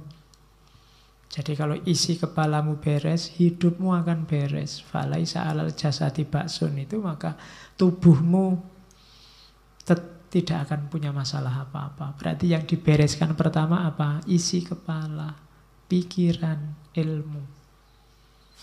Dunia ini kacau karena ro'esnya tidak soleh. Isi kepalanya tidak beres. Kalau isi kepala beres, maka laisa alal jasadi ba'sun. Kalimat ini diucapkan oleh Umar sama anaknya karena satu ketika anaknya ini melihat ada segerombolan domba, di tengah-tengahnya ada serigala. Tapi kok dombanya malah aman, tidak dimakan tuh oleh serigala. Kok bisa begitu? Jawabannya Umar, idza soluhar ra'su falaisa alal jasadi ba'sun. Kalau kepalanya beres, berarti apa? Meskipun dia serigala, isi kepalanya bukan isi kepala untuk memangsa. Jadi domba-domba pun aman. Meskipun dia punya kemampuan, serigala itu punya kemampuan untuk makan semua domba itu. Serigala itu tidak makan. Kenapa? Mungkin serigala itu isi kepalanya beda. Ya, kalau isi kepalanya biasa itu kan kiasan untuk menjelaskan ini. Bahwa kalau isi kepalanya lurus, ya mungkin habis domba itu. Tapi soluhar ra'su, isi kepalanya soleh. Makanya dombanya aman. Kalian juga begitu. Kalau isi kepalamu beres, semua hal dalam hidupmu akan beres. Kuncinya ada di situ. Yang di luar diri tidak bisa mempengaruhimu. Kalau isi kepalamu sudah tertata, rapi, beres. Oke. Saya kira itu malam ini isinya cerita menunjukkan bahwa kita punya tokoh besar, kita punya ideal, kita punya idola yang bisa ditiru. Yang beliau kalau pakai bahasa filsafat tidak cuma sofia tapi juga phronesis. Tidak cuma punya kebijaksanaan teoritis. Tokoh-tokoh yang banyak kita kaji kemarin-kemarin kan teorinya bagus-bagus tapi hanya teori. Hanya konsep. Beliau ini kebijaksanaannya sudah kebijaksanaan praksis. Namanya phronesis. Perilakunya bijaksana, tidak cuma pikirannya yang bijaksana. Kalau sofia itu kan kebijaksanaan tapi pikiran. Nah, beliau ini Umar bin Abdul Aziz ini orang kalau mau belajar tidak buka buku tapi lihat aja sejarah hidup beliau yang beliau lakukan. Itulah pelajarannya. Oke, saya kira itu untuk Umar bin Abdul Aziz. Minggu depan kita ke India. Ketemu Sultan Akbar Agung, Jamaluddin Muhammad Akbar. Kalau besok lebih filosofis gagasannya karena beliau punya dengan kekuasaannya menggagas model keberagamaan baru namanya dini ilahi yang nanti bisa mirip-mirip ditandingkan dengan tokoh terakhir kita Sultan Agung. Oke, saya kira itu untuk sesi malam hari ini. Kurang lebihnya mohon maaf. Wallahul muwaffiq, wallahu a'lam bissawab. Wassalamualaikum warahmatullahi wabarakatuh.